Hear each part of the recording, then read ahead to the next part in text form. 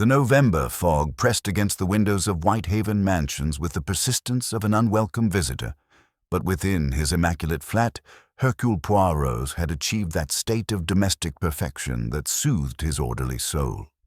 Each morning, paper lay precisely aligned, his coffee cup positioned at the exact angle that pleased his geometric sensibilities, and not a single hair of his magnificent moustache dared stray from its appointed place.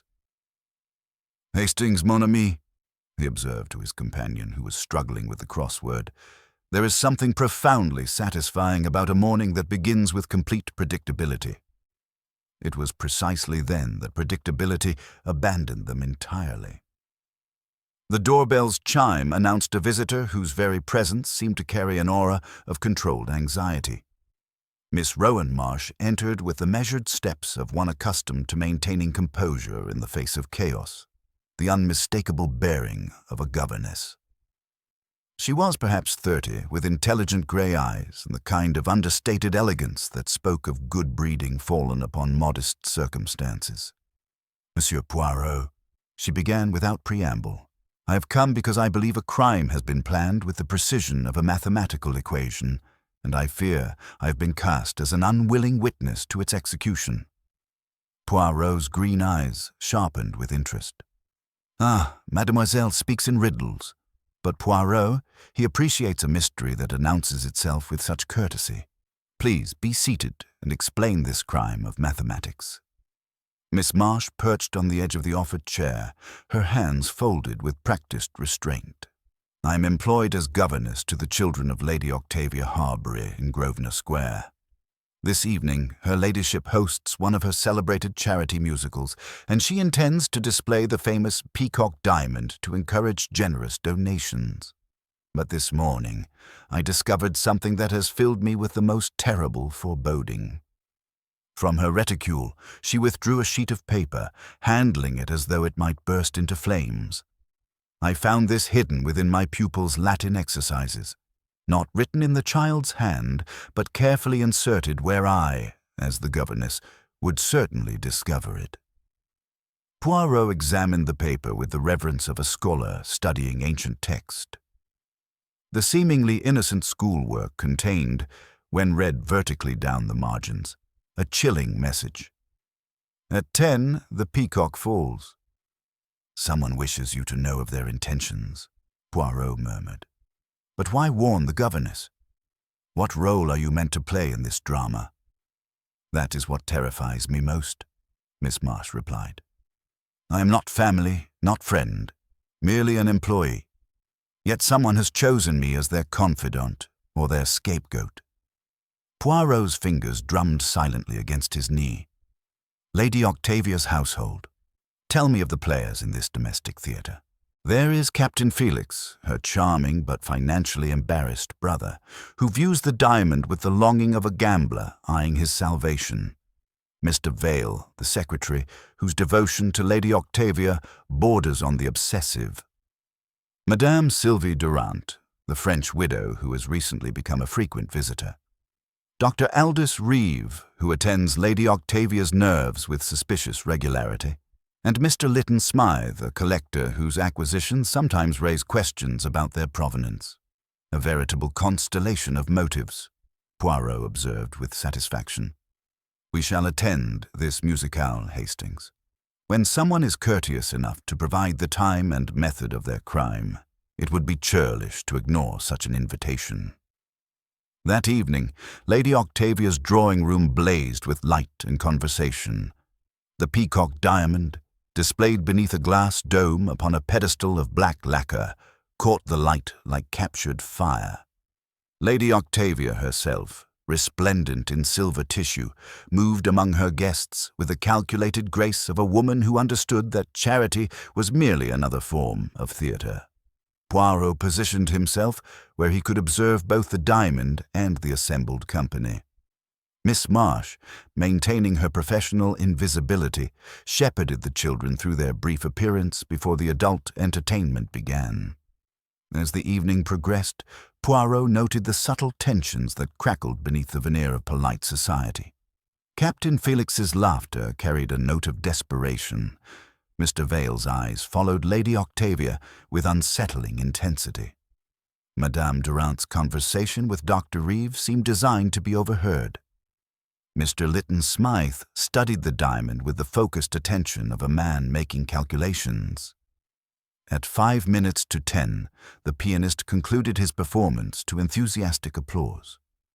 Lady Octavia rose, her hand gesturing toward the illuminated display case. "My dear friends, you have been patient with our entertainment. Now, allow me to present the true star of our evening." The clock began to chime the hour.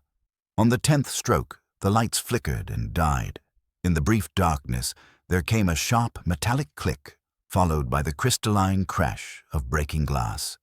When the lights returned, the peacock diamond had vanished, and Mr. Lytton Smythe sat motionless in his chair, a thin stiletto protruding from his neck. Poirot's gaze found Miss Marsh across the room. Her face was pale but unsurprised, as though she had been waiting for this precise moment all her life. "So," he murmured, "the peacock has indeed fallen. But which peacock, I wonder, was truly meant to die?" The silence that followed the return of the lights held for perhaps 3 heartbeats. That peculiar suspended moment when the mind struggles to process the impossible.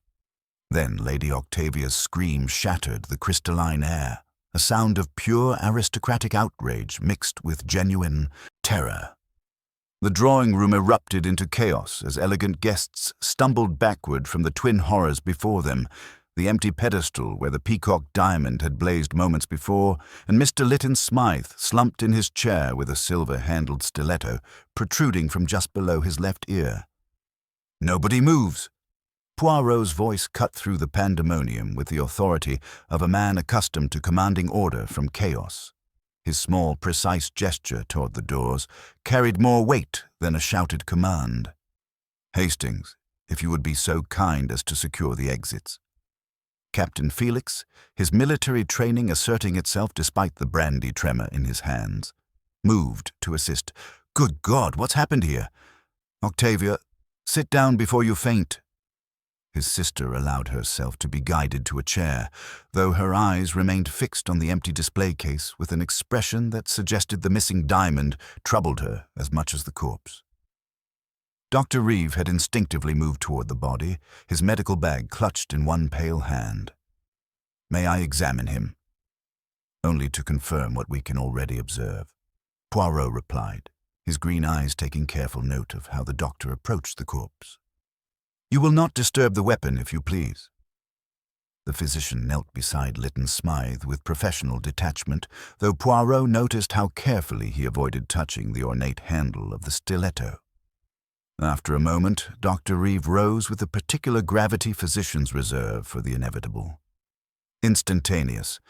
The angle suggests the thrust came from slightly above and behind. "The stiletto," Poirot observed, circling the chair with the measured steps of a man reading a complex text. "It is not a weapon chosen at random, no?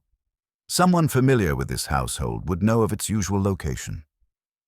Mr. Vale, who had positioned himself near the telephone with eager efficiency, cleared his throat nervously.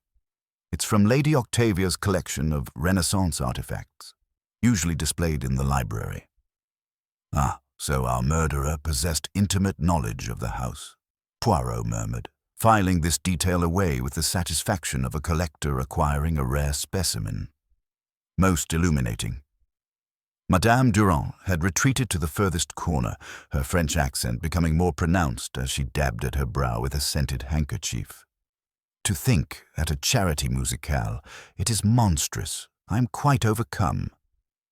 Poirot guided her to a chair that did not afford a direct view of the body, observing with mild interest how quickly her breathing regulated once her audience diminished. "You were seated directly to Monsieur Lytton Smythe's right, madame. In the moment of darkness, did you hear anything? A movement, perhaps?" "Only the crash of glass," she replied, though her eyes darted nervously between the empty pedestal and the corpse. "And that terrible sound, like a sigh, but sharper." Miss Marsh, who had remained silent near the archway, finally spoke. "The children are safely in the nursery, my lady. I've instructed the housemaid to remain with them." Poirot's attention sharpened on the governess. "And tell me, mademoiselle, during the moment of darkness, where precisely were you positioned?"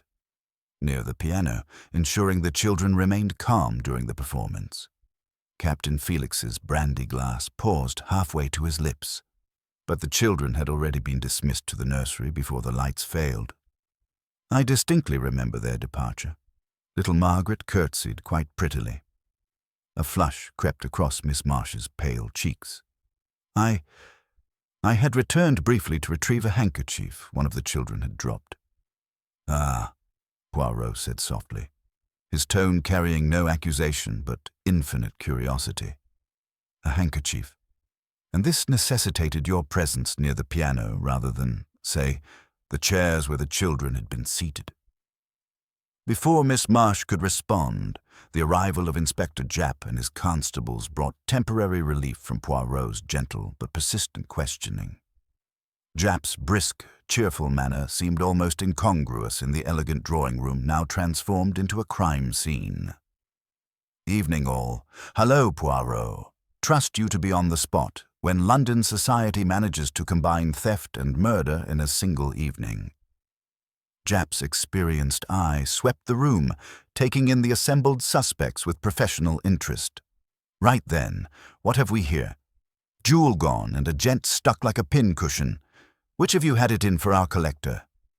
"Inspector," Lady Octavia began, her voice carrying the authority of one accustomed to being heard, "I must protest this treatment of my guests." Now, your ladyship," Japp interrupted with cheerful firmness.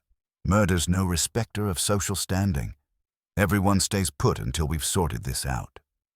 He gestured toward the service corridor behind the ornate screen. "Jennings, plant a constable at that door. No one in or out." Poirot moved to examine the shattered display case more closely, his hands clasped behind his back as he studied the pattern of broken glass. The fragments lay mostly at the base of the pedestal, suggesting vertical pressure rather than a wild blow. More intriguing still was the small, neat catch affixed to the inner lip of the lacquered stand. "A modern addition, recently installed." "Inspector," he said quietly, "observe the glass. It speaks of method, not passion. And this catch, it was not part of the original design." Japp peered at the mechanism with growing interest. "Looks like it could be triggered remotely. String, perhaps, or wire." "Perhaps," Poirot agreed, though his attention had already moved to a nearly invisible flake of gilt clinging to the pedestal surface, a crescent from a cheap picture frame, recently abraded. "But first, we must understand why two crimes occurred under the shelter of one darkness. The theft and the murder, they are connected, certainement, but which was the true objective?" Mr. Vale stepped forward with the precise movements of a man accustomed to managing details. "Lytton Smythe had been acting rather strangely this evening, kept checking his pocket watch and seemed nervous about something. He approached me earlier," Dr. Reeve added reluctantly, "asking odd questions about the effects of various poisons. Said he was researching a paper on toxicology, but his interest seemed rather personal." Poirot's eyebrows rose with delicate interest. A man researching poisons who dies by blade. There is an irony there that suggests careful planning indeed. His gaze swept the assembled company once more, noting how each revelation shifted the subtle dynamics of fear and suspicion. "Tell me, who among you knew of Monsieur Lytton Smythe's research interests?" The question hung in the air like incense, heavy with implication. As Poirot waited for responses, he observed Miss Marsh attempting to edge toward the door with the professional discretion of a governess accustomed to invisibility. "Mademoiselle," he called softly, "perhaps you would be so kind as to remain. Your observations as a member of the household may prove invaluable." She froze, her hand already on the door handle. When she turned back, Poirot saw something in her grey eyes that confirmed his growing suspicion. The governess who had predicted this evening's tragedy knew far more about its execution than her morning warning had revealed. The little grey cells were beginning to arrange themselves into patterns, and Hercule Poirot smiled his most enigmatic smile. Inspector Japp's methodical approach to crime scene examination brought a welcome sense of order to the chaos that had engulfed Lady Octavia's drawing room. With practiced efficiency, he directed his constables to secure all exits, while the photographer documented the grim tableau before them. The elegant gathering had transformed into something far more sinister, a collection of suspects trapped within the confines of their own social circle. "Right then," Japp announced, consulting his notebook with official gravity, "let's establish exactly where everyone was positioned when the lights failed. I want the seating arrangement reconstructed precisely as it was at 10 o'clock. The assembled company moved with reluctant cooperation to recreate their positions. Madame Durant indicated her chair to Lytton Smythe's right, dabbing nervously at her brow with a lace handkerchief. Dr. Reeve positioned himself a row behind, near the aisle where he claimed to have remained motionless during the crucial moments. Captain Felix, his military bearing somewhat compromised by the tremor in his hands, took his place 2 seats to the left of the now empty pedestal. "I was standing by the telephone table," Mr. Vale added with characteristic precision, adjusting his spectacles as he moved to the rear of the room. "Lady Octavia prefers me to remain available for any necessary communications during social events." Miss Marsh, maintaining her professional composure despite the earlier moment of near flight, positioned herself near the piano. As I mentioned, I had returned briefly to retrieve something the children had dropped. Poirot observed these arrangements with the keen attention of a chess master studying his opponent's opening moves. "It is most illuminating," he murmured to Hastings, "how people arrange themselves in relation to what they wish to protect, or what they wish to acquire." Japp's examination of the shattered display case revealed details that spoke of careful planning rather than opportunistic theft. "Look here, Poirot. This catch mechanism, it's been rigged with a wire that runs along the base of the pedestal." He traced the nearly invisible filament with his finger. "Someone could have triggered this from several feet away." Poirot knelt beside the pedestal with scholarly reverence, his green eyes following the wire's path as it disappeared beneath the Persian carpet. "Observe where it terminates, mon ami. The wire emerges near the wall, concealed by that heavy curtain which, if I am not mistaken, conceals the service entrance." So our thief had intimate knowledge of the household's layout, Japp concluded, making notes with satisfaction, and access to areas most guests would never see. Lady Octavia's voice carried a note of strained authority as she addressed the room. "I demand to know who among my guests possessed such detailed knowledge of my home's arrangements. The service passages are known only to the household staff and—" She paused, her gaze moving uncertainly among her assembled guests, as if seeing them clearly for the first time. "And to those who have been frequent visitors over many months," Poirot finished gently. "Tell me, Lady Octavia, who among your guests has had occasion to move freely through your home, to observe its hidden mechanisms and private spaces?" Dr. Reeve cleared his throat with professional discretion. "As Lady Octavia's physician, I've naturally become familiar with the household's layout during my visits. However, I hardly think medical consultations provide training in jewel theft." "Nor do secretarial duties," Mr. Vale added defensively, "though I am, of course, familiar with the security arrangements I helped to implement." Captain Felix's laugh held a bitter edge. "We're all suspects then, aren't we? Family, friends, and professional associates, all equally capable of betrayal in your estimation."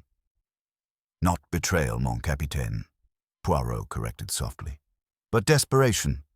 Someone in this room faced circumstances that made the risk of theft and murder preferable to the consequences of inaction." Miss Marsh, who had remained silent during this exchange, finally spoke with quiet dignity. "If I may, Monsieur Poirot, there is something I observed 3 days ago that may be relevant to your investigation." The room fell silent, all attention focusing on the governess who had predicted the evening's tragedy. Her grey eyes met Poirot steadily as she continued. "While organizing the library, I discovered Mr. Lytton Smythe examining Lady Octavia's private correspondence. When he realized I had observed him, he claimed to be researching the provenance of certain artifacts for insurance purposes. Lady Octavia's face went pale. My private correspondence? But that's impossible. I keep all personal letters secured. Not all, my lady, Miss Marsh replied with gentle firmness. The letters from your late husband's solicitor regarding the Peacock Diamond's authentication were in your desk drawer. Mr. Lytton Smythe was photographing them with a small camera. The revelation sent ripples of shock through the assembled company. Japp's pencil moved rapidly across his notebook while Poirot's expression grew thoughtful. Here was the first concrete evidence that the victim had not been the innocent collector, he appeared, but a man pursuing his own mysterious agenda. Mon Dieu, Poirot murmured. So Monsieur Lytton Smythe was conducting his own investigation. But into what, precisely? Mr. Vale stepped forward with obvious reluctance. If we're sharing uncomfortable truths, there's something else you should know. Last week, Lytton Smythe approached me with questions about Lady Octavia's financial arrangements, specifically her recent insurance assessments on the diamond. Insurance assessments? Japp looked up sharply from his notes. When was the stone last appraised, Lady Octavia? The lady's voice emerged as barely more than a whisper. 6 months ago. The assessment was considerably lower than we had expected. Poirot's smile held no warmth as the implications became clear. Ah, now we begin to see the true landscape of our mystery. A diamond whose value has been questioned, a collector who photographs authentication documents, and a household where financial pressures may have created desperate circumstances. Dr. Reeve shifted uncomfortably. There's something else about Lytton Smythe's recent behavior. He approached me with questions about various toxins, alkaloids specifically. Claimed he was researching a paper on historical poisoning methods, but his interest seemed rather personal. A man who researches poison, yet dies by blade, Poirot observed with growing interest. Either he changed his methods, or someone anticipated his plans and acted first. Captain Felix's military training asserted itself despite his obvious distress. Look here, if we're cataloguing Lytton Smythe's suspicious activities, he also received a telegram this afternoon that seemed to agitate him considerably. Kept checking his pocket. Watch afterward, as if anticipating some unpleasant appointment. Madame Durand nodded vigorously. Oui. He mentioned to me just before the lights failed that he needed to attend to something urgent. I assumed he meant his coat or perhaps a message, but his manner was quite strange, as if he were steeling himself for an ordeal. Poirot's little grey cells were beginning to arrange these scattered details into meaningful patterns. A victim who was himself investigating, possibly blackmailing, certainly threatening someone's carefully constructed facade. A theft that might have been staged to conceal the true motive for murder, and a household full of people with secrets they would kill to protect.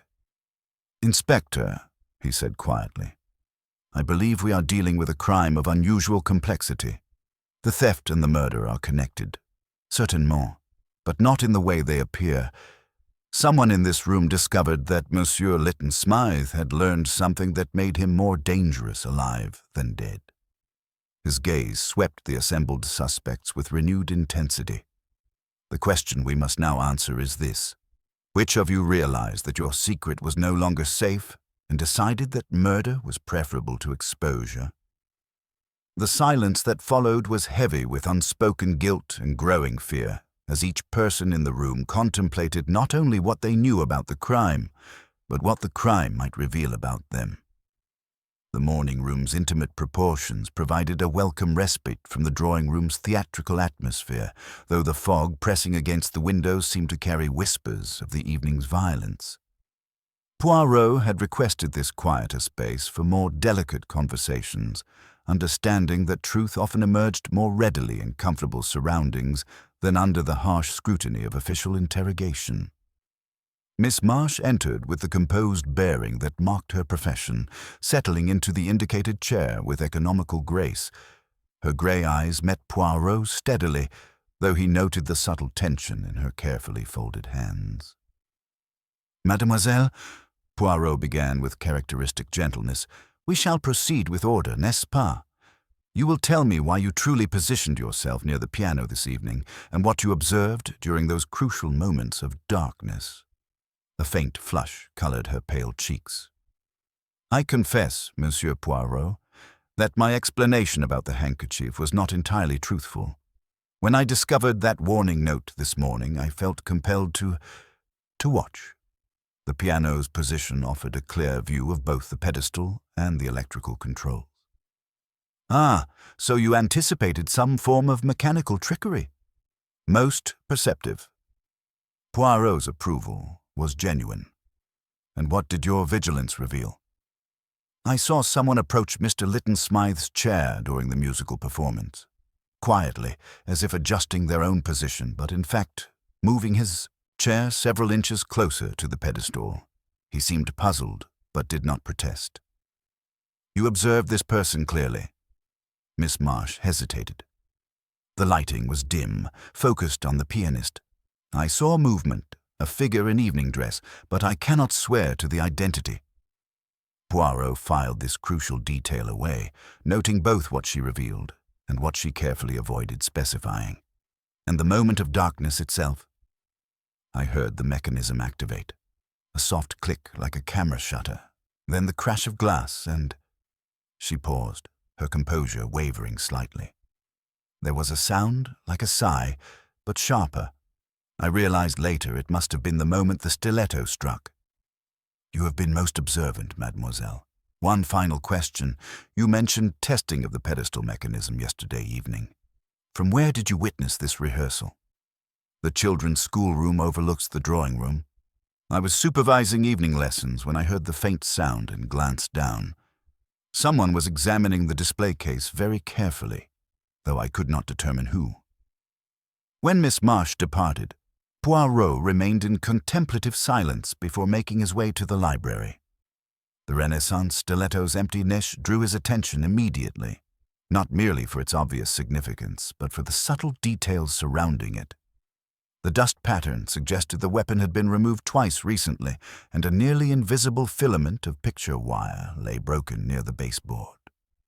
More intriguing still was a faint residue of chalk dust on the stiletto stand, the sort used in schoolrooms for marking exercises. Poirot's eyes gleamed with interest as he traced this clue to a gilt-framed print on the opposite wall, where a tiny crescent of gold leaf had been abraded from the corner. "Testing the weight, the angle, the trajectory," he murmured to himself. "Someone has been most methodical in their preparations." Inspector Japp's voice interrupted his contemplations. "Poirot, found something that'll interest you." The inspector entered with barely contained excitement, brandishing a small coil of fine wire in an evidence bag. "Discovered this in Captain Felix's overcoat pocket. Same type as the mechanism that triggered the glass case." Captain Felix, who had followed Japp into the library, stood rigid with indignation. "Inspector, I use that wire for fishing tackle repairs. Its presence in my coat proves nothing beyond my hobby." "Convenient explanation," Japp observed skeptically, "especially considering your financial difficulties and your heated argument with Lytton Smythe earlier this evening." "What argument?" Felix demanded, though his voice carried less conviction than his words. "Several witnesses observed you in intense conversation with the victim just before the musical began. Something about a confidential matter he threatened to reveal." Felix's military bearing wavered as he reached for his brandy glass with trembling fingers. Lytton Smythe was an unpleasant man who enjoyed making others uncomfortable. He implied knowledge of certain private family matters, nothing more than idle gossip and speculation. Poirot observed this exchange with growing interest, noting not only Felix's obvious distress, but the almost theatrical quality of his denials. "Tell me, Captain, during your conversation with Monsieur Lytton Smythe, did he mention the telegram he received this afternoon?" "Telegram?" Felix frowned, attempting to recall. He did seem agitated after receiving some message. kept checking his pocket watch as though expecting some unpleasant appointment. And his manner toward you changed after receiving this communication. He became more predatory, as though the telegram had given him some advantage. Poirot exchanged a meaningful glance with Hastings. Here was evidence that Lytton Smythe's presence at the musical had been part of a larger plan, but whose plan remained the crucial question. "Inspector," Poirot said quietly, "while Captain Felix presents an obvious suspect with clear motive and opportunity, I would caution against accepting the most convenient solution too readily. Someone has taken considerable care to ensure that all evidence points in his direction." Japp's eyebrows rose.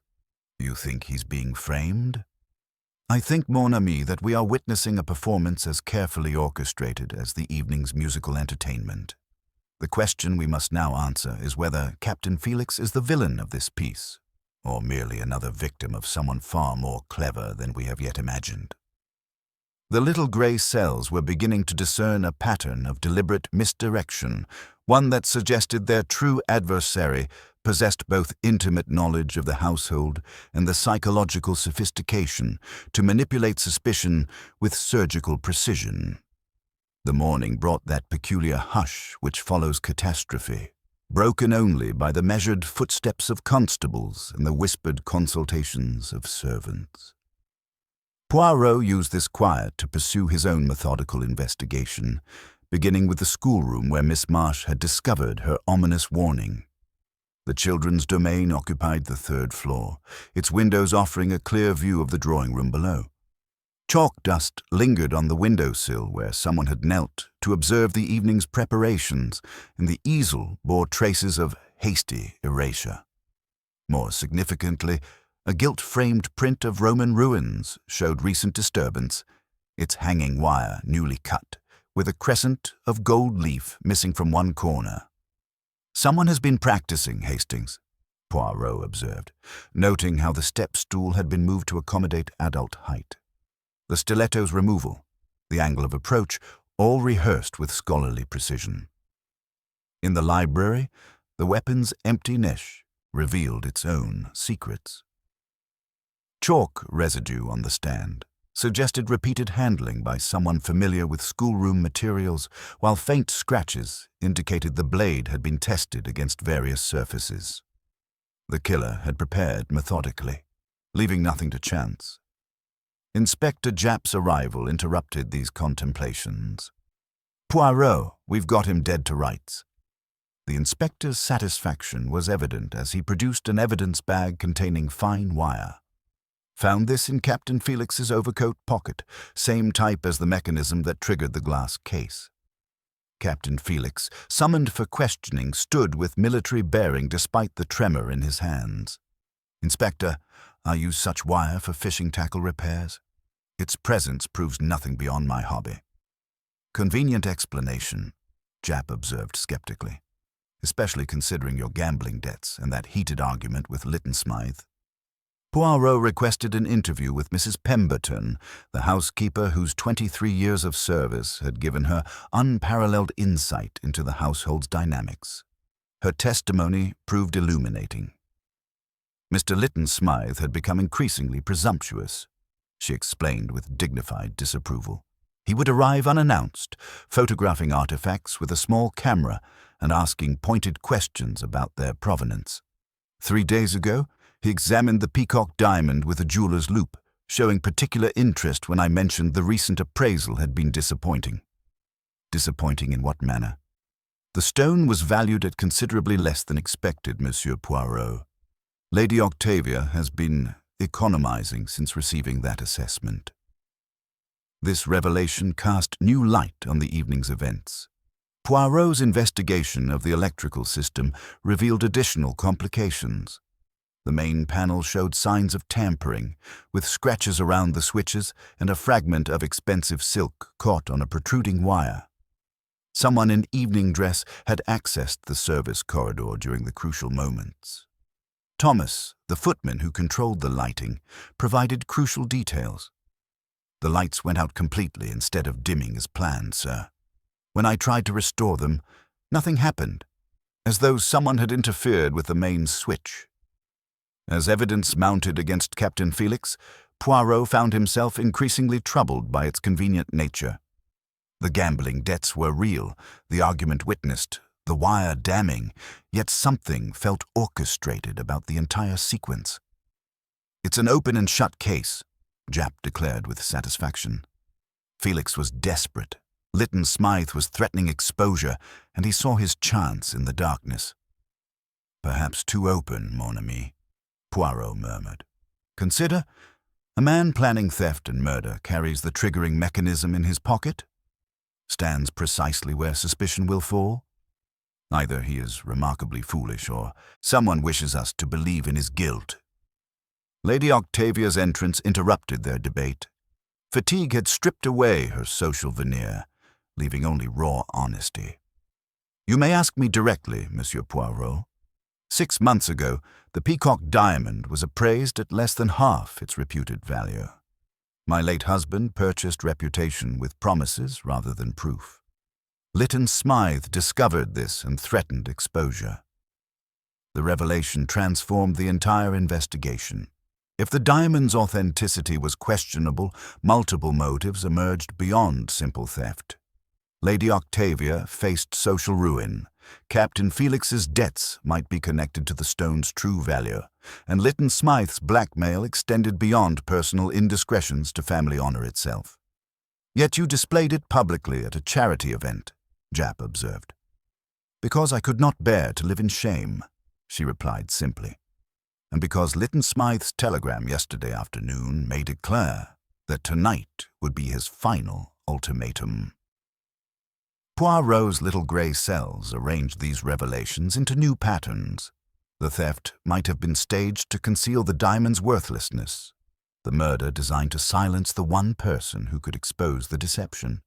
But which member of this carefully orchestrated evening possessed both the knowledge and ruthlessness to commit such an elaborate crime? So, the obvious suspect sat before them, but Hercule Poirot had learned to distrust the obvious. Someone had constructed this narrative with theatrical precision, ensuring every clue pointed toward Captain Felix, while the true architect of murder remained hidden in plain sight. "Inspector," he said quietly, "I fear we have been watching a performance as carefully rehearsed as the evening's musical entertainment. The question now is whether we are pursuing the villain, or merely another victim of someone far more clever than we have yet imagined." The morning brought that peculiar stillness which follows catastrophe, broken only by the measured footsteps of constables and the whispered consultations of servants attempting to restore normalcy to a household forever altered. Poirot used this quiet interlude to pursue his own methodical investigation, beginning with those whose reactions the previous evening had revealed more than their words intended. The secretary's devotion. Mr. Vale entered the library with his characteristic precision, each movement calculated to convey professional competence despite the tremor of exhaustion around his eyes. His spectacles were spotless, his tie knot-centered with mathematical exactitude, yet Poirot noted the faint chalk residue on his left cuff, an incongruous detail for a man whose domain was correspondence and accounts. "Mr. Vale," Poirot began with characteristic gentleness, "let us speak of security arrangements, since they appear to be your particular expertise. The catch mechanism on the pedestal. This was your innovation, was it not?" Vale's hands folded with practiced precision. "Lady Octavia approved my suggestion after consulting with the locksmith. The intention was to deter casual tampering during crowded social events. The mechanism could be released only by depressing a concealed spring at the base." "Only by the spring?" Poirot inquired with innocent curiosity. A barely perceptible hesitation preceded Vale's response. There was also a secondary release accessible from within the pedestal, intended for staff maintenance. It seemed prudent to install multiple safeguards. "And who, besides yourself, possessed knowledge of this secondary mechanism?" "The household staff, naturally. Captain Felix may have overheard my instructions to the butler. Dr. Reeve is often present during such arrangements." His tone suggested mild disapproval. Miss Marsh also has an unfortunate tendency to observe when the children are performing nearby. Poirot's interest sharpened at this revelation. You disapprove of Miss Marsh's attentiveness? I disapprove of ambiguity, Vale replied with sudden intensity. She occupies an uncertain position, neither family nor servant, slipping between categories with uncomfortable ease. Such people make me uneasy. Yet you yourself occupy a position of considerable trust and intimacy within this household. Your devotion to Lady Octavia's welfare is evident in every arrangement you make.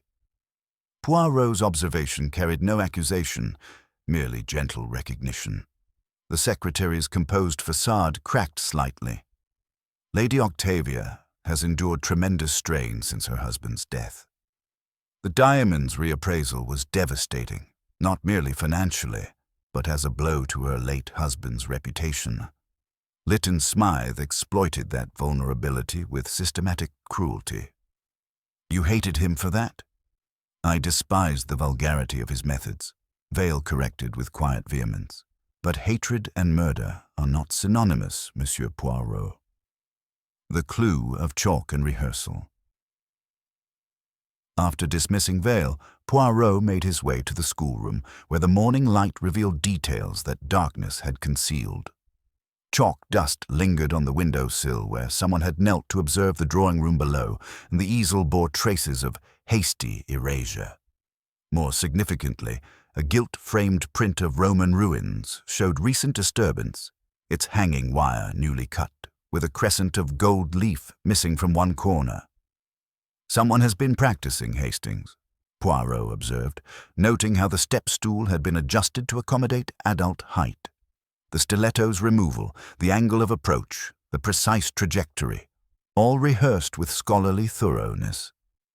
In the library, the weapon's empty niche revealed its own secrets. Chalk residue on the Renaissance stand suggested repeated handling by someone familiar with schoolroom materials, while faint scratches indicated the blade had been tested against various surfaces. The killer had prepared methodically, leaving nothing to chance except the final execution. The doctor's dilemma. Dr. Reeve entered Poirot's makeshift interview room with that carefully grave countenance medical men employ when death has visited a house. His gloves lay neatly folded, his nails immaculate, though a faint grey stain marked the side of one forefinger. "Silver nitrate," he explained before Poirot could inquire. "I cauterized a servant's wound this afternoon." "Most commendable," Poirot acknowledged. "You were positioned behind the victim during the fatal moment. A tall man could easily reach the necessary angle in darkness. Yet you had discussed poisons with him earlier. Did you not fear suspicion, having displayed such specialized knowledge?" "Because I am a physician," Reeve replied with trace impatience, and because his questions were relentless. He wanted to know about alkaloid absorption rates, detection methods, symptoms of various toxins. His interest seemed more practical than scholarly. Practical in what sense? He was evaluating options, the doctor said grimly. Lytton Smythe was a man who collected leverage over people, and he was considering how best to apply pressure or remove obstacles. Poirot's expression grew thoughtful. Yet he died by blade rather than poison. Either he changed his methods or someone anticipated his plans and acted first. Dr. Reeve's composure wavered. "There's something else you should know.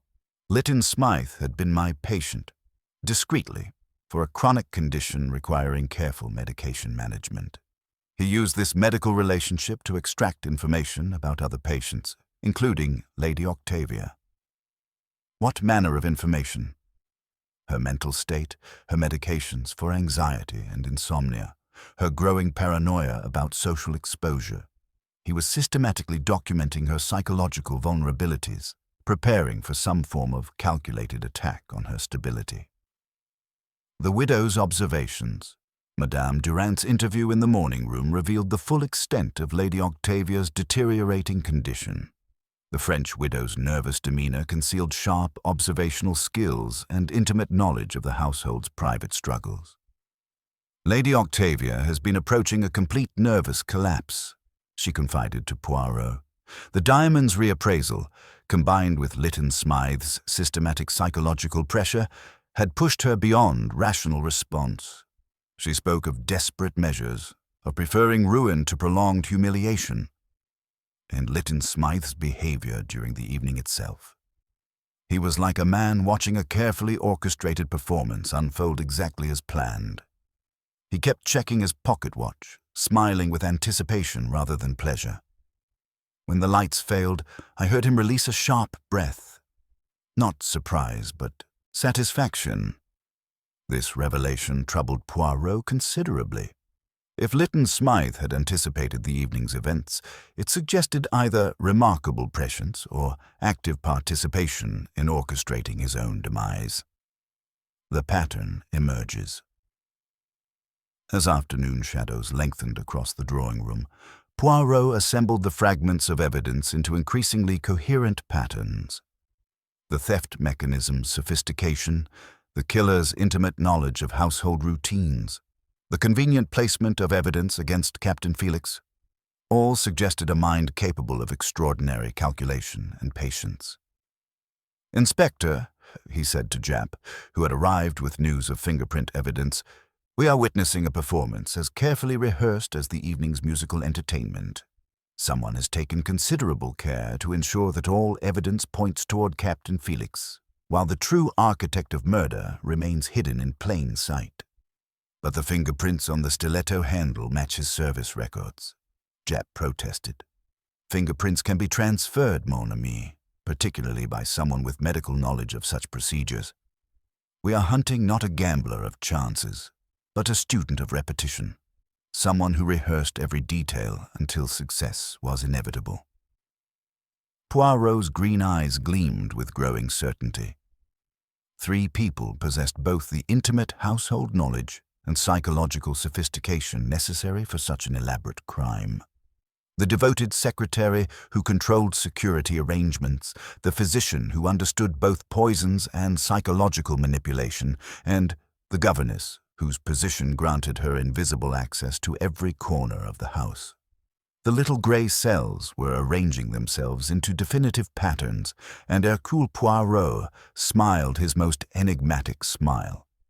The psychological game was about to begin in earnest, and he intended to force the true killer into revealing themselves through the very cleverness they believed made them invulnerable.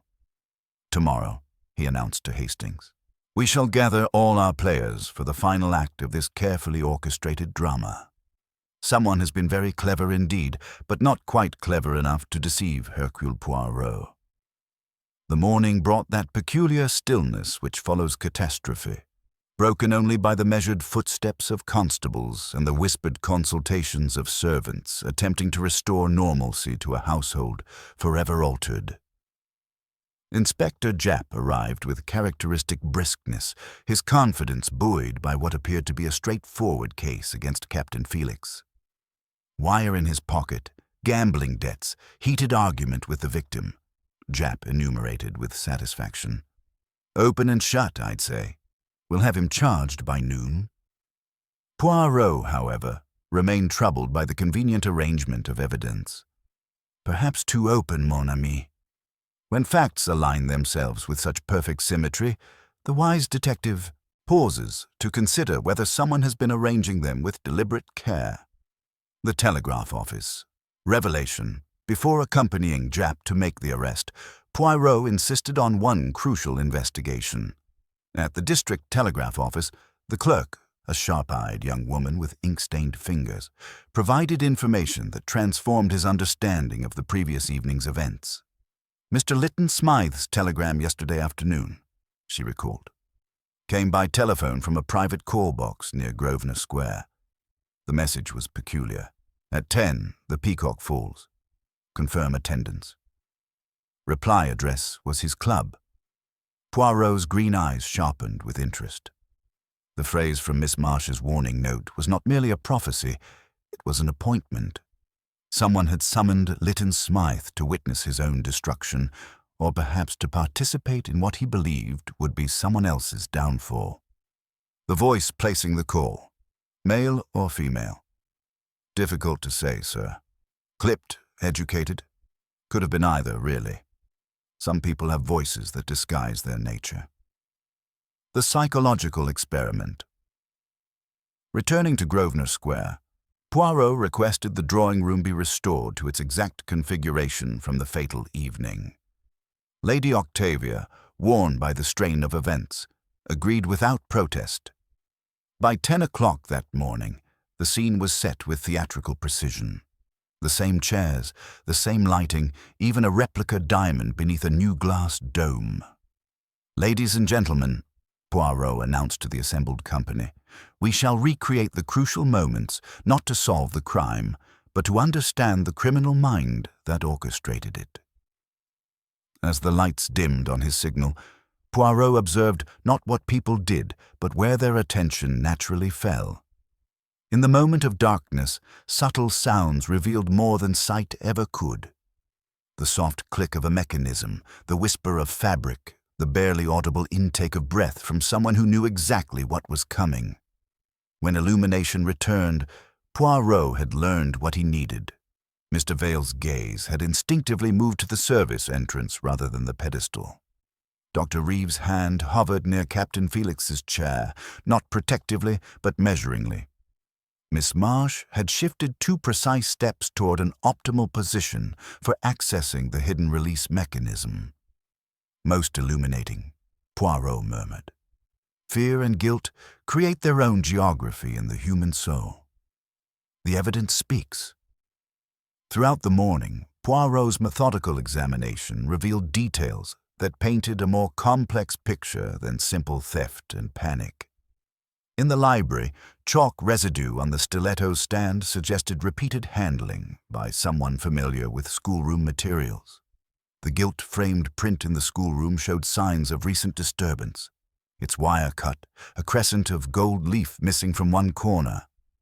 "Someone has been practicing," he observed to Hastings. The angle of approach, the precise trajectory, the timing, all rehearsed with scholarly thoroughness.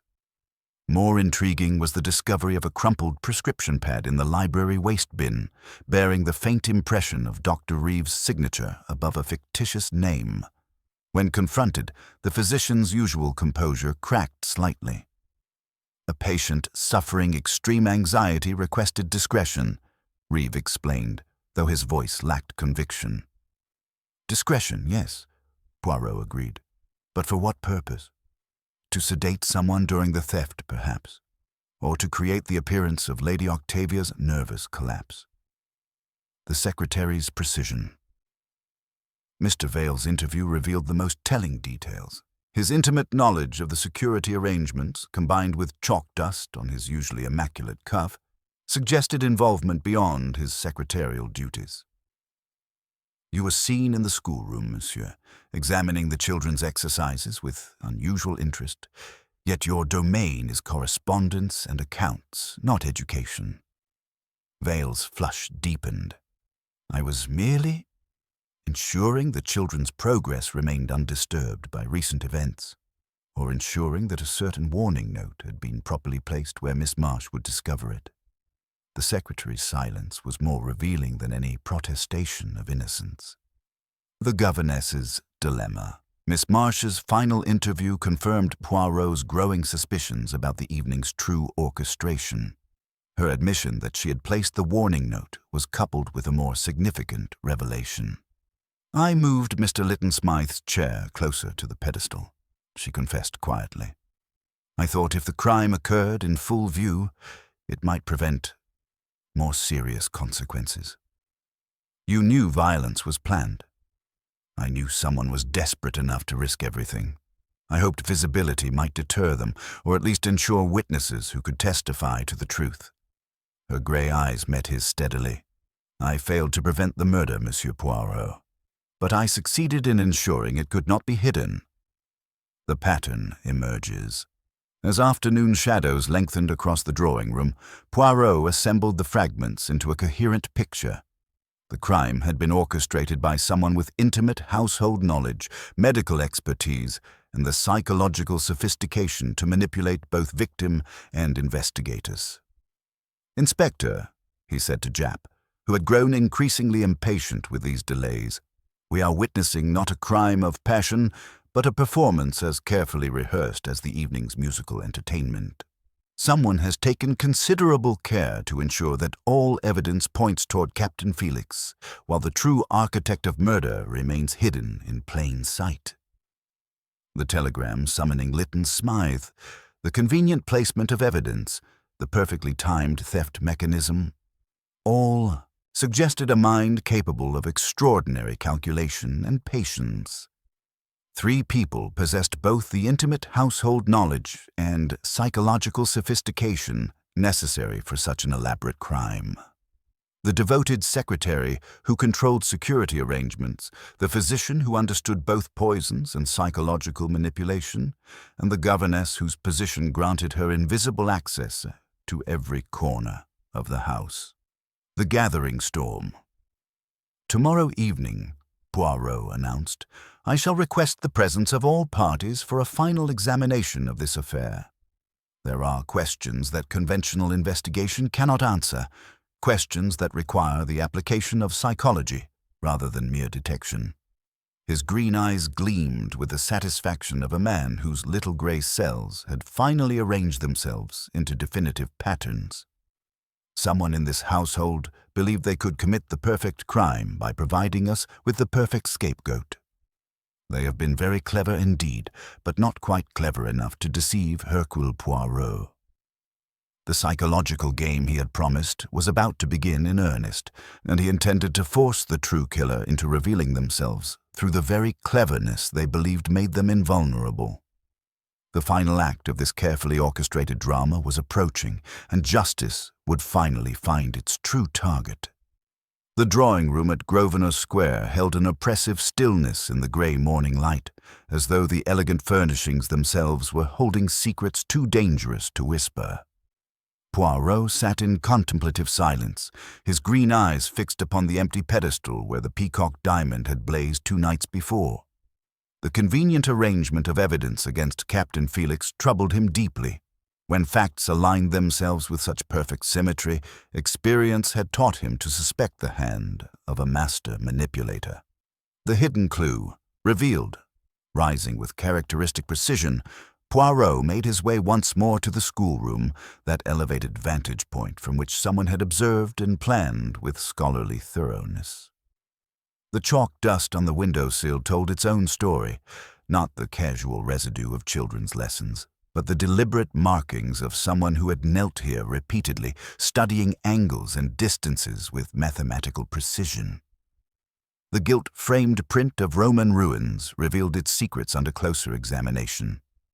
The hanging wire had been cut cleanly, not torn in haste, and the crescent of gold leaf missing from one corner matched exactly the fragment found near the library's stiletto stand. Here was evidence of methodical rehearsal, someone practicing not merely the removal of the weapon, but the precise trajectory required for silent, lethal accuracy in complete darkness. "Hastings," Poirot murmured to his companion, "observe how our killer prepared. The step-stool adjusted for adult height, the chalk marks indicating repeated positioning, the careful calculation of distance and angle. This was not passion or desperation. This was pedagogy applied to murder." In the library, the Renaissance stiletto's empty niche bore traces of the same chalk residue, evidence of someone familiar with classroom materials who had handled the weapon repeatedly, testing its weight and balance. The killer had approached this crime with the methodical precision of a teacher preparing a complex lesson, ensuring that every element would function flawlessly when the crucial moment arrived. The telegram's true purpose. The revelation from the telegraph office had illuminated the crime's most diabolical aspect. The message, "At 10, the Peacock falls. Confirm attendance," was not merely a warning or threat, but an invitation. Someone had summoned Lytton Smythe to witness what he believed would be his triumph. Perhaps Lady Octavia's public humiliation when the diamond's worthlessness was exposed, or Captain Felix's arrest for theft. The psychological sophistication is extraordinary. Poirot observed, pacing with measured steps. Our killer convinced the victim to attend his own execution, transforming him from hunter to hunted without his knowledge. Lytton Smythe came not as victim, but as spectator to what he anticipated would be someone else's destruction. This level of manipulation required intimate knowledge not only of the household's physical layout, but of its emotional geography. Who could be trusted, who could be used, who posed the greatest threat. The killer had orchestrated events with the precision of a conductor leading a symphony, ensuring that every note would sound exactly when required. The pattern of deception. As afternoon shadows lengthened across the drawing room, Poirot assembled the fragments into an increasingly coherent picture. The theft mechanism's sophistication, designed not merely to steal the diamond, but to create crucial moments of darkness and confusion. The murder weapon chosen from the household's own collection, ensuring familiarity with its weight and balance. Evidence carefully planted to incriminate Captain Felix while providing the real killer with perfect concealment. 3 individuals possessed both the intimate household knowledge and psychological sophistication necessary for such an elaborate crime. Mr. Vale, the devoted secretary, whose obsession with Lady Octavia's welfare bordered on the pathological, who had installed the security mechanisms and whose usually immaculate appearance bore traces of chalk dust. Dr. Reeve, whose medical knowledge would ensure the stiletto's lethal placement and whose access to the household granted him intimate familiarity with its routines. Miss Marsh, the governess whose professional invisibility allowed her to move through every corner of the house unobserved, whose pedagogical training would explain the methodical rehearsal evident in the schoolroom. The psychological game begins. "Inspector," Poirot said to Japp, who had arrived with growing impatience about the delays in charging Captain Felix. "We are witnessing not a crime of passion, but a performance as carefully rehearsed as any theatrical production.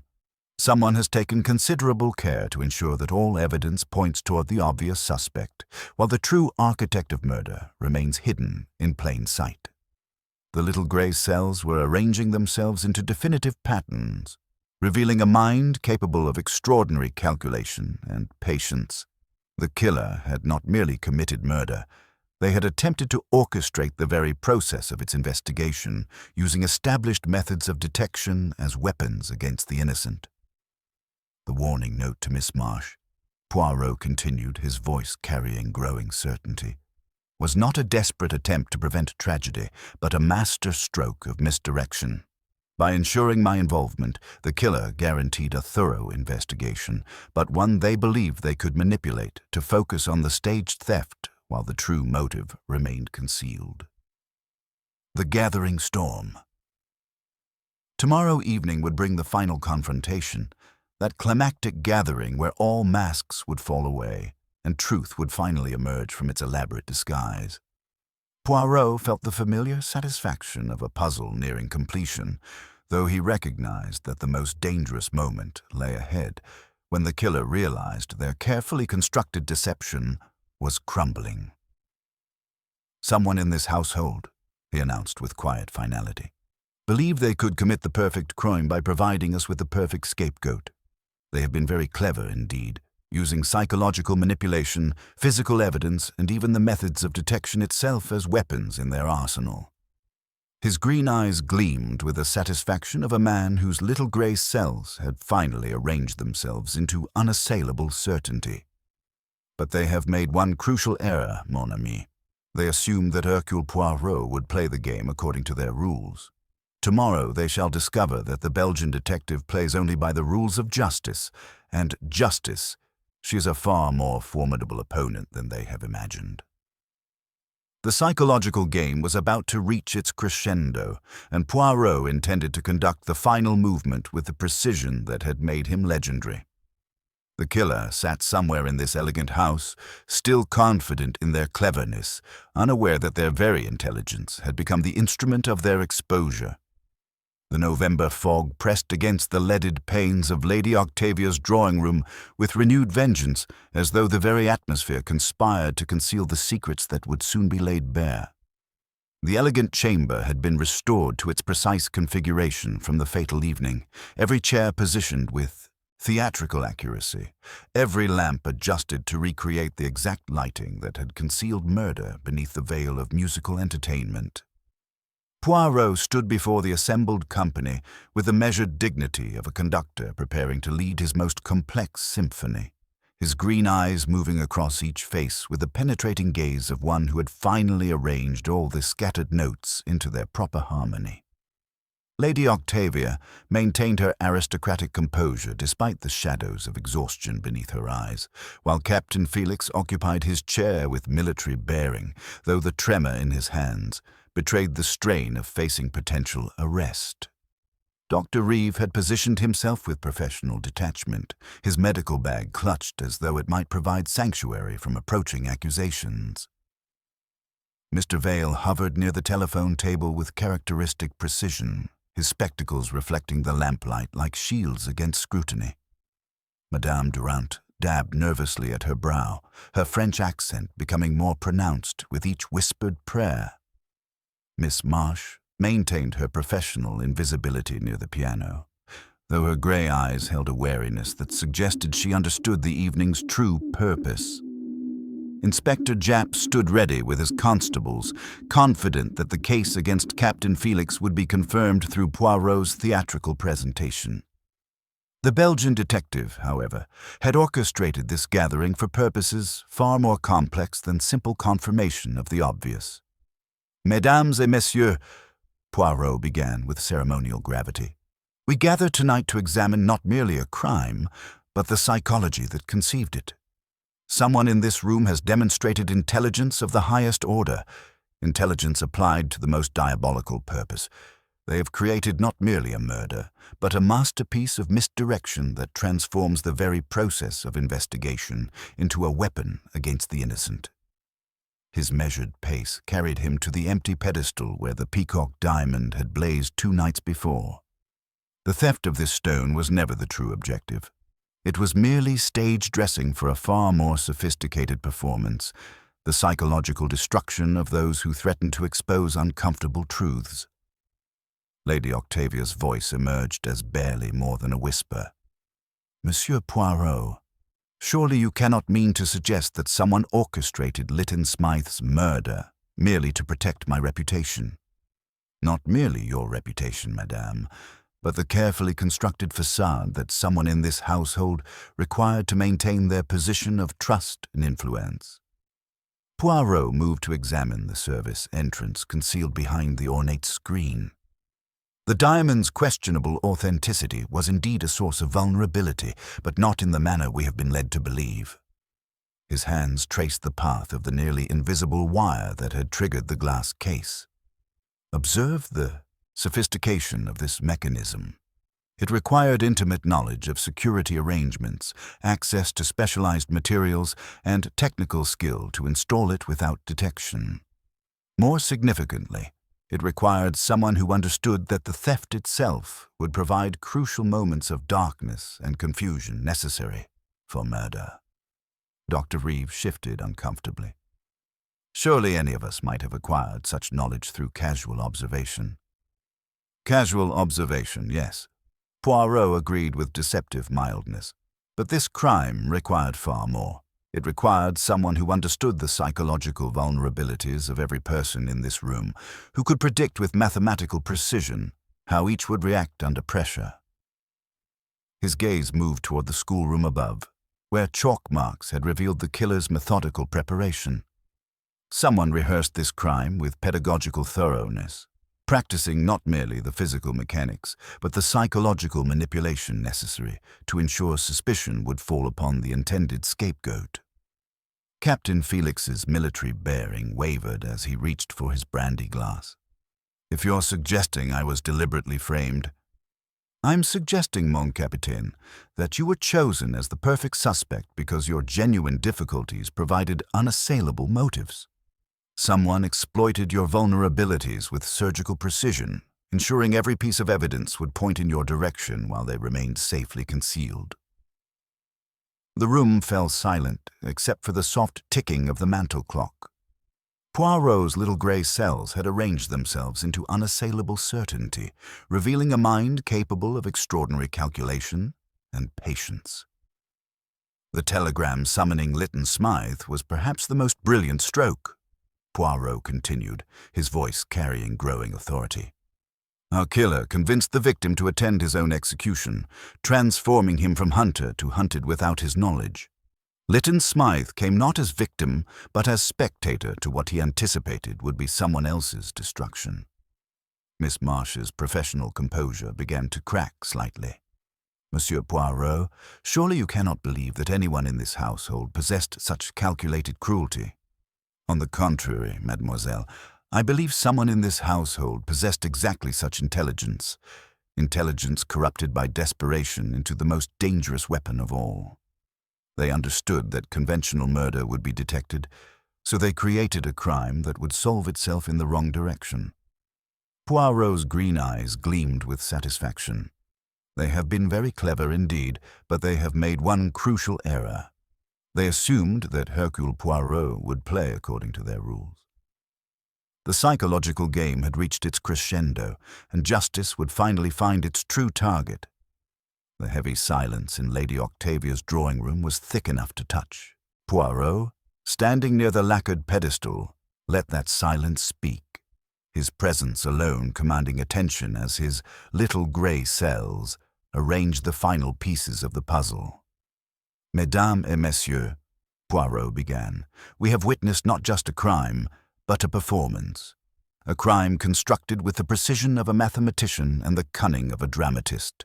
The theft of the peacock diamond, the murder of Monsieur Lytton Smythe, the convenient evidence against Captain Felix. Each was a calculated step, not an act of chance. He gestured to the glass dome and the wire mechanism. Consider, Inspector Japp, the wire found in Captain Felix's coat. Single strand, rough cut, the sort a fisherman uses. Yet the wire that released the diamond was fine picture wire, cleanly cut, taken from the back of a gilt frame. One was meant to be found, the other was chosen for its purpose.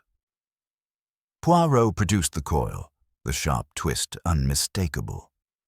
The picture in the schoolroom bears a scar where its wire was removed, a crescent of missing gold leaf matching the flake found near the pedestal. He turned to the assembled guests. These are not the signs of improvisation, but of rehearsal. Chalk dust on the schoolroom windowsill, the step stool adjusted for adult height, the stiletto stand in the library marked with residue. Someone practiced the angle, the trajectory, the movement in darkness. On the night itself, a shoe's oval print dulled the lacquer of the pedestal's plinth, a sign that someone mounted it to strike from above and behind.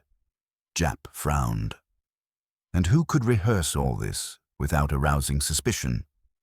Poirot's gaze lingered on each suspect in turn. Not the brother, Captain Felix, whose debts and argument were exploited to frame him. Not Mr. Vale, whose devotion to Lady Octavia is meticulous, but whose temperament recoils from theatrical improvisation. Not Dr. Reeve, whose medical detachment and subtle hints would not risk such direct confrontation. The answer, mes amis, lies with someone who is everywhere and nowhere, who handles chalk, manages children, and moves unnoticed through every corridor. His attention settled on Miss Marsh. Mademoiselle, your position as governess gave you not just access, but invisibility. You could insert a warning into a child's Latin exercise, knowing it would be discovered and interpreted as a portent, not as a frame. You moved Lytton Smythe's chair, ostensibly to protect, but truly to ensure your plan succeeded. You placed yourself by the piano, not for the children, but because it was the ideal vantage for the act itself. Miss Marsh's hands trembled, her composure wavering. You accuse me, Monsieur Poirot, but where is your proof? Poirot nodded gravely. The proof is in the pattern, your pedagogical thoroughness. The chalk marks from repeated kneeling, the frame wire cut for rehearsal, the stiletto, handled and replaced, the careful manipulation of routine so that, when the crime occurred, suspicion would fall upon the most plausible suspect. Even the warning note served not only to involve me, but to direct my suspicions.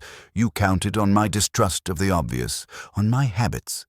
The plan was not just to remove a threat, but to control the investigation itself. He faced the company, voice softening. Lytton Smythe was no innocent. He threatened not just the family's reputation, but the very stability of this household. He relished his power, but in seeking to destroy, he met a mind as methodical as his own, a mind that chose murder as the lesser evil. Mademoiselle, you became the author of the ending you so desperately wished to avert.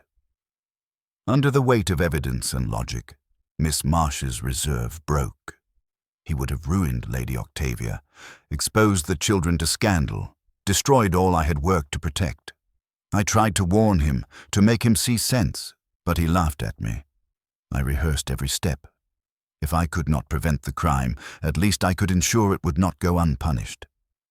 Poirot's expression was grave, not unkind. You were brilliant, mademoiselle.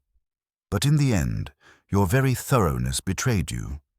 The pattern of your planning, the symmetry of your deception, the psychological elegance, they all pointed not to desperation, but to intellect. Inspector Japp stepped forward, regret in his voice. Miss Marsh, I must ask you to come with me. As Miss Marsh was gently led away, Poirot turned to Hastings, his voice reflective. You see, mon ami, justice does not always wear a beautiful face. Sometimes it is shrouded in tragedy and necessity. Here, a governess wrote her own ending, believing herself protector, but in so doing became destroyer. The greatest danger, perhaps, is the clever mind persuaded by its own certainty. Even the most perfect plan cannot escape the notice of the little grey cells, for in the end, human nature always reveals itself. The London fog pressed close as Poirot stepped out, leaving behind a household forever changed and a mystery whose brilliance had been matched only by its sorrow. The fog that had pressed against Lady Octavia's windows for 3 days began its reluctant retreat as dawn broke over Grosvenor Square, though the shadows within the drawing-room seemed reluctant to follow suit. Inspector Japp completed the necessary formalities with professional efficiency, though his usual brisk confidence was tempered by genuine regret as he prepared to escort Miss Marsh from the house that had been both her sanctuary and her stage. The governess takes her leave. Miss Marsh rose from her chair with the same composed dignity that had marked every aspect of her professional bearing, though her grey eyes now held the hollow exhaustion of someone whose carefully constructed world had finally collapsed. She addressed the assembled company with quiet resolve, her voice carrying neither defiance nor self-pity. I want you all to understand, she said with measured precision, that every action I took was calculated to protect this household from a predator who would have destroyed everything we held dear. Lytton Smythe had documented every vulnerability, every secret, every weakness. His blackmail was not mere opportunism. It was systematic psychological warfare designed to achieve complete dominance over your lives. Lady Octavia found her voice at last, though it emerged as barely more than a whisper. My dear Miss Marsh, if only you had confided in me. Surely we might have found another way. There was no other way, my lady, the governess replied with sad certainty. He would not have been satisfied with money or temporary silence. He wanted to watch this family crumble, to savor each moment of your humiliation. I could not stand by and allow such systematic cruelty to proceed unchecked. Captain Felix, released from the crushing weight of impending arrest, looked pale and shaken as he addressed her. But to frame me, to manipulate us all with such calculated precision, how could you orchestrate such elaborate deception? Miss Marsh met his gaze steadily. Because, Captain, your genuine difficulties provided the perfect foundation for misdirection.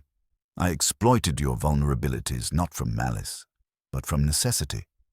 Someone had to bear the apparent guilt, and you were already positioned as the most plausible suspect.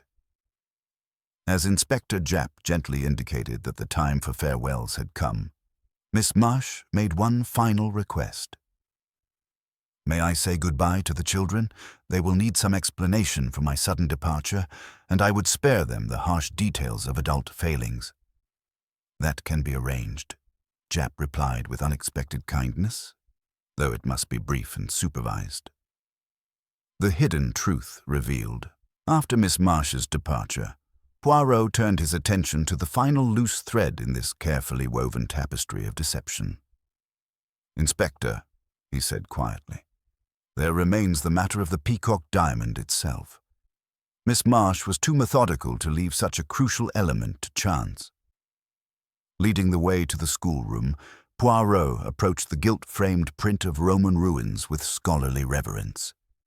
"Observe, mes amis, how our governess employed the tools of her trade. The missing picture wire, the crescent of gold leaf, all served double duty in her elaborate preparation." With careful precision, he released the frame's backing. Between canvas and board lay a square of blotting paper, chalk-whitened at the edges, protecting a velvet pouch that contained the missing peacock diamond. The stone caught the morning light like a cold, accusatory eye. "Naturellement," Poirot observed with satisfaction, "where rehearsal becomes habit, concealment becomes convenience. She borrowed the wire to perfect her mechanism and returned it to secure her hiding place. The chalk dust, the adjusted step stool, the methodical preparation, all conducted under the guise of educational supervision." The aftermath of truth. Lady Octavia received the recovered diamond with an expression in which relief and sorrow met in equal measure. Mr. Vale stood nearby with characteristic devotion, though his usual precision was compromised by obvious bewilderment and how completely he had misjudged the quiet woman who had moved among them with such professional invisibility. The security arrangements, the household routines, the children's schedules, Vale murmured, removing his spectacles to clean them with mechanical repetition. She knew every detail, every vulnerability.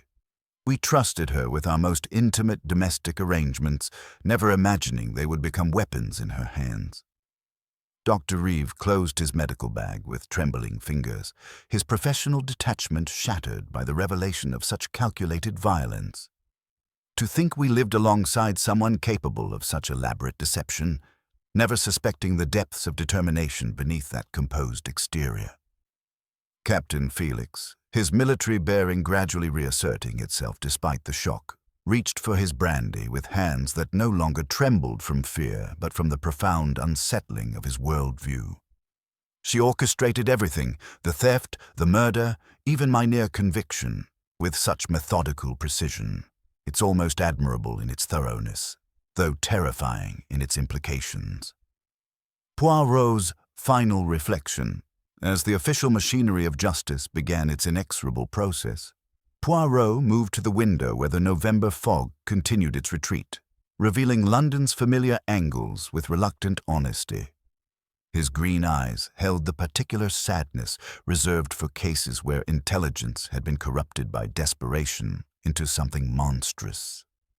"You see, Hastings," he said quietly, "we have witnessed tonight the transformation of virtue into vice, of protection into destruction.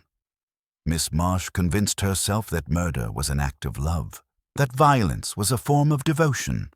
Once that fundamental corruption occurs, even the most intelligent mind becomes capable of extraordinary evil." Hastings, still grappling with the revelation, ventured, "But surely, Poirot, her motives were understandable, even admirable in their way." "Ah, mon ami, that is precisely the tragedy," Poirot replied with gentle firmness. "The greatest crimes are often committed not by the obviously wicked, but by those who convince themselves that evil serves a greater good. Miss Marsh became the destroyer in order to prevent destruction, a paradox that has claimed many well-intentioned souls throughout history." He paused, his fingers drumming silently against the window frame. The human capacity for self-justification is perhaps the most dangerous force. In our psychological arsenal, she saw herself as a surgeon removing a cancerous growth, as a guardian protecting her charges from a predator. But in the end, she became the very thing she sought to eliminate, a threat to the peace and security of the household she claimed to serve. The final departure. As Poirot and Hastings prepared to take their leave of the household that had provided such a complex and troubling case, Lady Octavia approached them with quiet dignity. "Monsieur Poirot," she said, "I find myself in the peculiar position of being grateful to someone who has committed murder under my own roof. Miss Marsh may have destroyed herself, but she has also freed us from a torment that might have continued indefinitely." "Justice, madame," Poirot replied with characteristic precision, "is not always about punishment. Sometimes it is about understanding the depths to which human beings can be driven when they believe themselves to be acting in service of a higher purpose. Miss Marsh will face the law, as she must, but the justice meted out by society will not fully encompass the complex, twisted justice she sought to enact herself." The fog swirled around them as they stepped into the London morning, carrying with them the memory of a governess whose love for her charges had led her down a path that ended not in their protection, but in her own destruction. "Come, Hastings," Poirot said as they descended the steps of the elegant townhouse. "There is a cafe nearby where the coffee is hot, the chairs align perfectly, and the only drama is the precise placement of a spoon. To restore the order of the universe, one begins with one's saucer." Behind them, the house settled into its new reality, forever changed by the revelation that the greatest threats often come not from obvious enemies, but from those whose devotion has been twisted into something far more dangerous than mere hatred. The Peacock Diamond lay secure in Lady Octavia's safe, its false promise of grandeur finally revealed, while the memory of Miss Marsh's methodical brilliance served as a sobering reminder that intelligence without moral restraint becomes the most destructive force of all. In the end, Hercule Poirot reflected as London's familiar rhythms resumed around them. The little grey cells had once again proven that truth, however painful, must always triumph over even the most elegant deception. The governess, who knew the ending before it began, had indeed written her own conclusion, but it was justice, not cleverness, that provided the final word.